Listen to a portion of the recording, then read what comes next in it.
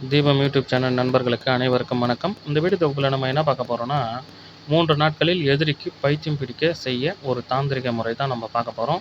இந்த தாந்திரிக முறையை நம்ம பார்க்குறதுக்கு முன்னாடி நம்ம சேனலை சப்ஸ்கிரைப் பண்ணாதுங்க சப்ஸ்கிரைப் பண்ணுங்கள், ஆல் என்ற பெல் ஐக்கை கிளிக் பண்ணுங்கள், லைக் பண்ணுங்கள், ஃப்ரெண்ட்ஸுக்கு ஷேர் பண்ணுங்கள். தொடர்ந்து நம்ம சேனலுக்கு ஆதரவு கொடுங்க. அப்போ தான் நம்ம இன்னும் அடுத்த வீடியோக்களை நல்லதாக பதிவிட முடியும். இப்போ வாங்க இந்த வீடியோக்குள்ளே போவோம். சரிங்களா? இப்போது 3 நாளில் எதிரிக்கு எப்படி பைத்தியம் பிடிக்க செய்யுதுன்ற செய்முறையை நான் சொல்கிறேன். நல்லா கவனமாக கேட்டுங்க. ஒரு புத்து கட்டியிருக்கும். அந்த புத்தில் வந்து பார்த்திங்கன்னா எறும்பு வந்து புத்து கட்டியிருக்கும். அந்த புத்து வந்து பார்த்திங்கன்னா மேலே ஹோல்ஸ் கண்ணு திறக்காத இருந்திருக்கும். கண்ணு திறக்காதுன்னா மேலே வந்து ஹோல்ஸ் இருக்காது இருக்கும். ஃபுல்லாக மூடி இருக்கும் அந்த எறும்பு. அப்போது அந்த புத்தை எங்கன்னா பார்த்து வச்சுக்கங்க. பார்த்து வச்சுக்கின்னு நீங்கள் என்ன பண்ணுங்கள், ஒரு நல்ல நாள் செவ்வாய்க்கிழமை, வெள்ளிக்கிழமை, இல்லை ஞாயிற்றுக்கிழமை இந்த மாதிரியான நாட்களில், இல்லை ஒரு அமாவாசை வரும்போது இந்த மாதிரியான நாட்களில் வந்து நீங்கள் அதை முறையாக காப்பு கட்டி சாப்பு நிவர்த்தி பண்ணி இந்த வேலைக்காக நாங்கள் எடுக்கிறோன்னு சொல்லி மனசில் நினச்சி சின்னதாக ஒரு படையல் வெத்தலை பாக்கு பழம் வச்சு சின்னதாக ஒரு பொரிக்கடலை வச்சு படையல் வச்சு அதுக்கு வந்து தீபதூபம் காட்டி அதை இரும்பால் குத்தக்கூடாது, குச்சி எதுவும் யூஸ் பண்ணாத கருங்கல்லால் இடித்து அதை எடுத்துன்னு வந்து நீங்கள் பன்னீர் விட்டு பிசையணும். பிசைஞ்சு ஒரு பொம்மை செய்யணும். செஞ்சு நீங்கள் என்ன பண்ணுறீங்கன்னா, இப்போ ஸ்க்ரீனில் தெரியுது பாருங்கள், இதுதான் சக்கரம். இந்த சக்கரத்தை வந்து பார்த்திங்கன்னா ஒரு செப்பு தகட்டில் இருந்து எழுதி அந்த சக்கரத்துக்கு சாப நிவர்த்தி பண்ணணும். சாப நிவர்த்தி பண்ணி நீங்கள் என்ன பண்ணுங்கள், அதுக்கு சுத்தி முறை செய்யணும். சுத்தி முறை செஞ்சு எந்திரத்துக்கு சாப நிவர்த்தி பண்ணிவிட்டு அதுக்கு வந்து அஷ்டகர்ம மை பூசணும், உயிர் விட்டணும். அந்த அஷ்டகர்ம மை பூசினா மட்டும்தான் உயிர் வரும். அதனால் அஷ்டகர்ம மை கண்டிப்பாக பூசணும். பூசி முடிச்சுட்டு அந்த சக்கரத்தை நீங்கள் என்ன பண்ணுங்கள், அந்த பொம்மை மேலே வைங்க. அந்த பொம்மை மேலே வச்சுட்டு இப்போது நீங்கள் அந்த இன்னொன்று வந்து சொல்ல மறந்துட்டேன். இப்போ அந்த எந்திரம் பார்த்தீங்களா ஸ்க்ரீனில், அப்போது அந்த எந்திரத்துடைய 4 பக்கமும் உங்கள் எதிரியோட பேர் எழுதுங்க. உள்ளே வந்து எதுவும் கை வைக்க வேணாம், எதுவும் எழுத வேணாம். மேலே கீழே 2 பக்கமும் எதிரியோட பேர் எழுதுங்க. அதுக்கு கீழவே பேர் கூடவே எதிரி என்னவா ஆக்கணும் அப்படின்றத விஷயத்த அதில் தெளிவாக எழுதுறீங்க. எழுதிட்டு நீங்கள் என்ன பண்ணுங்கள், அந்த சக்கரத்தை அந்த பொம்மை மேலே வச்சுருங்க. பொம்மை மேலே வச்சுட்டு ஒரு வாழை இலை வச்சு அந்த பொம்மை வச்சுருப்பீங்க, அந்த பொம்மை மேலே வச்சுருங்க. பொம்மை வந்து அந்த மண்ணில் செய்கிறது வந்து பார்த்திங்கன்னா நீங்கள் வந்து பார்த்திங்கன்னா அந்த பொம்மை வந்து பன்னீர் பாட்டிலில் பன்னீர் ஊற்றி தான் செய்யணும். தண்ணி ஊற்றி யூஸ் பண்ணக்கூடாது. சரிங்களா? பொம்மை செஞ்சு முடிச்சுட்டு ஒரு வாழை இலை வச்சு அது மேலே வச்சுருங்க. வச்சுட்டு இந்த சக்கரத்தை வந்து பார்த்திங்கன்னா அந்த பொம்மை மேலே வச்சுருங்க. வச்சுட்டு நீங்கள் என்ன பண்ணுங்கள், வெத்தலை பாக்கு, பொரிக்கடலை, அவல், அச்சு வெல்லம் இது எல்லாமே வாங்கிக்கிங்க. எல்லா பூஜையிலும் சொல்கிற மாதிரி படையல் ஒன்று தான். இதுக்கு வந்து இந்த கெட்ட காரியங்களுக்கு பயன்படுத்தும் போது மட்டும் கவுச்சி, அதாவது மீன், முட்டை, கருவாடு, சுருட்டு, சாராயம் இதெல்லாம் படைக்கணும். ஏன்னா இது வந்து ரொம்ப முக்கியமானது. துர்தேவதை விஷயத்தை வச்சு நம்ம செய்கிறோம். அதனால் வந்து இதுக்கு வந்து நீங்கள் அந்த கவுச்சி உண்டான படையலை நீங்கள் வைக்கணும். முட்டை, கருவாடு, மீன் எல்லாமே வைக்கணும். ஊதுவத்தி, கற்பூரம், பொரிக்கடலை, அச்சு வெல்லம் இதெல்லாம் அசையாமல் இருக்கணும். சுருட்டு, சாராயம் வைக்கணும். அதுக்கப்புறம் பார்த்திங்கன்னா இதெல்லாம் வச்சுட்டு பிறகு நீங்கள் என்ன பண்ணுங்கள், எந்த கலர் பூ யூஸ் பண்ணணுன்னா சிகப்பு கலர் பூ மட்டும்தான் யூஸ் பண்ணணும். ஏன்னா நான் ஏற்கனவே சொல்லியிருக்கிற மாதிரி கெட்ட காரியங்களுக்கு பயன்படுத்தும் போது சிகப்பு கலர் பூ பயன்படுத்தணும். கருப்பு நிற ஆடை உடுத்தணும். நம்ம கருப்பு நிற ஆடையை தவிர வேறு எந்த ஆடையும் உடுத்தக்கூடாது. அதுக்கப்புறம் பார்த்திங்கன்னா கொஞ்சம் நீங்கள் என்ன பண்ணுங்கள், தைரியத்தை வர வச்சுங்க. ஏன்னா இது இருட்டில் செய்கிற பூஜை, வீட்டில் செய்யக்கூடாது. எக்காரணத்தை கொண்டும் வீட்டில் செய்யாதீங்க. இது வீட்டில் இருக்கிறவங்களுக்கு பாதிப்பு உண்டாக்கும். அதனால் கொஞ்சம் தைரியமாக, அதுவும் வந்து ஒரு 7-8 மணிக்கு மேலே தான் நீங்கள் செய்யணும். இதை இருட்டினதுக்கப்புறம் இரவில் தான் செய்யணும். அதனால் தைரியமாக வச்சுக்கிங்க. கூட துணைக்கு வேணும்னா யாராச்சும் கூட இட்டு போகலாம். இதை வந்து எங்கே செய்யணும்னு பார்த்தீங்கன்னா, இது வந்து சுடுகாட்டில் தாங்க செய்யணும். இதை சுடுகாட்டில் தான் செய்யணும், வேறு எங்கேயும் செய்யக்கூடாது. ஏன்னா இது வந்து ரொம்ப பயபக்தியாக செய்யுங்க. சரிங்களா? இது வந்து பயப்படாதீங்க முதல்ல. ஏன்னா உங்களுக்கு அங்கே போன உடனே அங்கே அடிக்கிற சூழ்நிலை, காற்று வந்து சும்மா சாதாரணமாக காற்று அடித்தாலே ஏதோ வந்துச்சுன்னு சொல்லிட்டு பயப்படுவீங்க. ஏன்னா எல்லாருக்குமே நாங்களே ஒரு நேரத்தில் அப்படி தான் பயந்து வந்தவங்க தான் நம்ம மட்டும் எல்லாம் தைரியசாலி இல்லை. அதனால் முதல் சூழ்நிலையில் எல்லாருக்கும் பயம்தான் வரும். அந்த பயத்தை வந்து போக்கிக்குங்க. கடவுள் உங்க கூட இருப்பார்.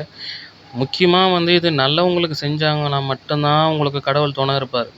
ஏன்னா எதிரி வந்து நம்ம கூட எப்பவுமே வந்து பிரச்சனை பண்ணிக்கினே இருப்பான். பணம் இருக்கிறவன் நம்மளை நிம்மதியாக வாழவே விட மாட்டான். அப்போ எதிரியை நம்ம நேரடியாக போய் நம்ம அடிக்க முடியாது. அவன் அவன் ஏன்னா அவனை நேரடியாக போய் அடிக்கவும் முடியாது. எதிராளி வந்து ரொம்ப பலசாலியாக இருப்பான். அப்போ அவனை மறைமுகமாக தாக்கணும்னா இதுதான் ஒரே வழி. அதனால் நீங்கள் பயப்படாதீங்க, தைரியமாக செய்யுங்க. எதுவுமே ஆகாது, பயப்படாதீங்க. முதல்ல பயத்தை விட்டுட்டு நம்பிக்கை செய்யுங்க, நிச்சயம் நடக்கும். நிச்சயமாக நீங்கள் எதிர்பார்த்தபடி எதிரிக்கு முனே நாளில் பைத்தியம் மிச்சம் அலைவான். சரிங்களா? இப்போ ஸ்க்ரீனில் வருது பார்த்தீங்களா? இது தாங்க மந்திரம். இந்த மந்திரத்தை வந்து நீங்கள் என்ன பண்ணுங்கள், முதல்ல நல்லா மனப்பாடம் பண்ணுங்க. சரிங்களா? மனப்பாடம் பண்ணும்போது இன்னார் மகன் இன்னார்னு வருது இல்லை, அந்த இன்னார் மகன் இன்னார்ன்ற விஷயத்தை அப்படியே மனப்பாடம் பண்ணுங்க. நீங்கள் இன்னார் மகன் இன்னார்னு வரும்போது மட்டும் மனப்பாடம் பண்ணிவிடுங்க. மனப்பாடம் பண்ணும்போது சேர்த்து மனப்பாடம் பண்ணிவிடுங்க. அங்கே மந்திரம் சொல்லும் போது மட்டும் யார் உங்களுக்கு எதிரியோ அவங்களுடைய அம்மா பேர் சொல்லி இவங்க தான் எதிரின்னு சொல்லிட்டு அந்த எதிரியோட பேரை சொல்லி இந்த மந்திரத்தை சொல்லுங்கள். 1008 உரு போடணும். 1008 உரு போட்டுட்டு அந்த பொம்மைக்கு உயிர் கொடுங்க. உயிர் கொடுத்துட்டு 1008 உரு போட்டுட்டு நீங்கள் என்ன பண்ணுங்கள், அந்த கருவேல முள் இருக்குதுல்ல, அந்த கருவேல முள்ளை தலைப்பகுதியில் அந்த தலைப்பகுதியில் மட்டும் கொஞ்சமாக குங்குமம் மஞ்சள் பொட்டு வச்சுருங்க. பொட்டு வச்சுட்டு நீங்கள் என்ன பண்ணுங்கள், ஒரு கோழியை ரத்த பலி கொடுங்க. அங்கே கோழியை அறுத்து அந்த பொம்மை மேலே விட்டுட்டிங்கன்னா அதுக்கு உயிர் வந்துடும். உயிர் வந்த உடனே நீங்கள் என்ன பண்ணுங்கள், அந்த கருவேல முள்ளை எடுத்து அந்த தலைப்பகுதியில் முள்ளை குத்துங்க. 3 இடத்துல குத்தி விடுங்க. குத்தி விடும்போது ஒவ்வொரு வாட்டி குத்தும் போதும் 11 வாட்டி சொல்லிவிட்டு அந்த மந்திரத்தை சொல்லி குத்துங்க. இன்னொரு 11 வாட்டி சொல்லி 1008 முறை நீங்கள் சொல்லி முடிச்சிட்டிங்க. அந்த பொம்மைக்கு உயிர் வந்துச்சு. நீங்கள் வந்து பார்த்தீங்கன்னா ரத்தம் பலி கொடுக்குறீங்க, உயிர் வந்துடுச்சு. அதுக்கப்புறம் மறுபடியும் 11 முறை சொல்லி அந்த முள்ளை குத்தணும். இன்னொரு வாட்டி 11 முறை சொல்லி அந்த முள்ளை குத்தணும். இன்னொரு வாட்டி 11 முறை சொல்லி அந்த முள்ளை குத்தணும். தலைப்பகுதியில் மட்டும் 3 இடத்துல குத்திட்டு நீங்கள் என்ன பண்ணுங்கள், அந்த பொம்மையை அங்கேயே மண்ணை தோண்டி புதைச்சிட்டு வந்துடுங்க. நேராக வீட்டுக்கு வரக்கூடாது. மண்ணை தோண்டி புதைச்சிட்டு வந்த உடனே அங்கேயே தண்ணி எங்கன்னா இருந்துச்சுன்னா கை கால் மூஞ்சி கழுகின்னு வரணும். இல்லைனா குளிச்சுட்டு வரணும். குளிச்சுட்டு மறுநாள் கோயிலுக்கு போயிட்டு வீட்டுக்கு வாங்க. எடுத்ததும் நீங்கள் நேராக வீட்டுக்கு போனீங்கன்னா உங்கள் பின்னாடியே வருது. உங்களை எதுவும் செய்யாது அது. ஏன்னா நீங்கள் பாதுகாப்பு உடல் கட்டு போட்டிருப்பீங்க, பாதுகாப்பில் இருப்பீங்க. அதனால் உங்கள்கிட்ட எதுவும் வராது. டைரெக்டாக வந்து வீட்டில் இருக்கிறவங்களுக்கு அடிபடும். அதனால் பார்த்து செய்யுங்க. அதனால் எந்த வித விளைவுகளும் உங்களுக்கு ஏற்படாத அளவுக்கு நீங்கள் சேஃப்டியாக இருந்துக்குங்க. இன்னொரு விஷயம் பார்த்திங்கன்னா, இதை நான் ஏன் உங்களுக்கு இதை சொல்கிறேன்னு பார்த்தீங்கன்னா, எதிரி தொல்லையால் ரொம்ப பாதிக்கப்பட்டிருப்பாங்க. இன்னமும் மன உளைச்சலுக்கு ரொம்ப ஆளாயிருப்பாங்க. அப்போ இவங்க வந்து எதிர்த்து கேள்வி கேட்க முடியாத ஆட்களாக இருப்பாங்க. அவங்கக்கிட்ட போய் நம்ம சண்டை போட முடியாது. நம்ம மறைமுகமாக தான் இந்த மாதிரி செய்ய முடியும். அதுவும் நீங்கள் பாதிக்கப்பட்டு இருந்தால் மட்டும்தான் செய்யணும். நீங்கள் போய் நல்லவங்களுக்கு போய் நீங்கள் செஞ்சீங்கன்னா நிச்சயமாக வந்து உங்களுக்கு ரொம்ப பல மடங்கு, நான் எல்லா வீடியோவில் சொல்கிற மாதிரி பல மடங்கு பாதிப்புகள் உங்களுக்கு வரும். அதனால் நீங்கள் எந்த சூழ்நிலையிலையும் பொறுமை இழந்துடாதீங்க. நல்ல நிதானமாக ஒரு விஷயத்தை செய்கிறதுக்கு முன்னாடி 100க்கு 10 முறையாவது கொஞ்சம் யோசித்து நிதானமாக செய்யுங்க. எந்த பிரச்சனையும் இல்லை. ஏன்னா இது தற்காலிகமாக உங்களை காப்பாற்றிக்கிறதுக்கு மட்டும் இல்லை, இது நிரந்தரமாக உங்களுக்கு காப்பாற்றிக்கிறதுக்கு 3 நாளில் அந்த எதிரி வந்து பார்த்திங்கன்னா அவன் பைத்தியம் முடித்து அலைவான். உங்கள் கண்ணு முன்னாடியே அலைவான். 2வது வந்து உங்களுடைய சுயநினைவே அவனுக்கு இருக்காது. யாருடைய சுயநினைவே இருக்காது. தன்னுடைய சொந்த மகளாகட்டும், தன் மனைவியாகட்டும், தன் சொந்தங்களே அவனுக்கு தெரியாத அளவுக்கு பைத்தியக்காரனாக கிழிஞ்ச சட்டையோட ரோட்டில் திரிவான். அதனால் நீங்கள் இதை செய்யும் போது உஷாராக செய்யுங்க. இது எந்தவித பாதிப்பும் இல்லாத அளவுக்கு செய்யுங்க. சரிங்களா? இந்த வீடியோ உங்களுக்கு தொடர்ந்து பிடிச்சிருந்ததுன்னா நம்ம சேனலை சப்ஸ்கிரைப் பண்ணுங்கள், லைக் பண்ணுங்கள், ஆல்ன்ற பெல் ஐக்கை கிளிக் பண்ணுங்கள். தொடர்ந்து ஆதரவு கொடுங்க. நீங்கள் தொடர்ந்து ஆதரவு கொடுக்குறதுல தான் நம்ம இன்னும் அடுத்தடுத்த வீடியோ போட முடியும். சரிங்களா?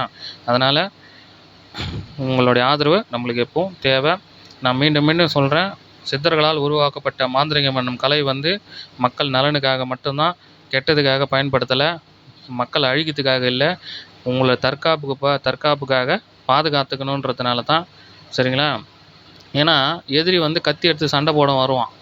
அப்படி கத்தி எடுத்து சண்டை போட வரும்போது நீங்கள் வந்து சும்மா வந்து கையெடுத்து கும்பிட்டாலாம் விட்டுட்டு போக மாட்டான். அவன் வரவன் உங்களை வெட்டணும்னு வரும்போது அப்போ நீங்கள் கையெடுத்து கும்பிட்டா விடமாட்டான். அப்போ நீங்களும் பலத்த ஆயத்தோடு இருந்தால் மட்டும்தான் முடியும். இல்லை இந்த மாதிரி மாந்திரிக விஷயத்தினால அடித்தால் மட்டும்தான் முடியும். அதனால் நம்பிக்கையோடு செய்யுங்க. நம்பிக்கை இல்லாதவங்க செய்யாதீங்க. இன்னொரு விஷயம், பயப்படாமல் செஞ்சுட்டு வாங்க. பயத்தோடு செய்யாதீங்க. அடுத்த வீடியோவில் சந்திப்போம். நன்றி, வணக்கம்.